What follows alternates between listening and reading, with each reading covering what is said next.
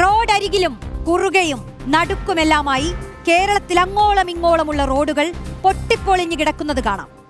റോഡുകൾ കാലങ്ങൾ കൊണ്ട് പൊളിഞ്ഞു പോയതല്ല, കാലങ്ങളായി പൊളിച്ചിട്ടതാണ് ഒരു പദ്ധതിയുടെ പേരിൽ. ഓരോ ഗ്രാമീണ പ്രദേശത്തും ജൽ ജീവൻ പദ്ധതിയുടെ ഭാഗമായി കുടിവെള്ള കണക്ഷനു വേണ്ടി റോഡുകൾ കുഴിക്കൽ തകൃതിയായങ്ങ് നടന്നു. എന്നാൽ പദ്ധതിക്ക് ജീവൻ നൽകിയില്ലെന്ന് മാത്രമല്ല, റോഡിലെ കുഴിയിൽ മനുഷ്യജീവനുകൾ നഷ്ടപ്പെട്ടുകൊണ്ടിരുന്നു. പഞ്ചായത്തുകളിലെ എല്ലാ വീടുകൾക്കും കുടിവെള്ള കണക്ഷൻ ലഭ്യമാക്കുന്ന പദ്ധതിയാണ് ജൽ ജീവൻ മിഷൻ. ഇപ്പോഴിതാ ഇഴഞ്ഞു നീങ്ങുന്ന പദ്ധതിയിൽ കുഴഞ്ഞു മറിഞ്ഞു കിടക്കുന്നത് കേരളത്തിലെ റോഡുകളാണ്. കുഴിയിൽ വീണ് ജീവൻ പൊലിയുമ്പോൾ, അപകടങ്ങൾ സംഭവിക്കുമ്പോൾ മാത്രം വിഷയത്തിലേക്ക് തിരിഞ്ഞു നോക്കിയാൽ പോരല്ലോ. പൊട്ടിപ്പൊളിഞ്ഞ റോഡുകളിൽ അനുദിനം പെട്ടുപോകുന്ന മനുഷ്യരുണ്ട്. അതുകൊണ്ട് തന്നെ ആ റോഡുകളിലെ അനാസ്ഥയിലേക്കും ഭരണകൂടത്തിന്റെ വീഴ്ചകളിലേക്കും ഞങ്ങൾ ക്യാമറ തിരിച്ചു വെക്കുകയാണ്.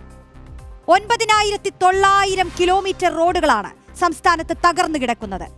പദ്ധതിക്ക് വേണ്ടി റോഡ് മുഴുവൻ കുഴിച്ചിട്ടതിന് ശേഷം ജൽ ജീവൻ പദ്ധതി മുടങ്ങിപ്പോയത് എങ്ങനെയാണ്?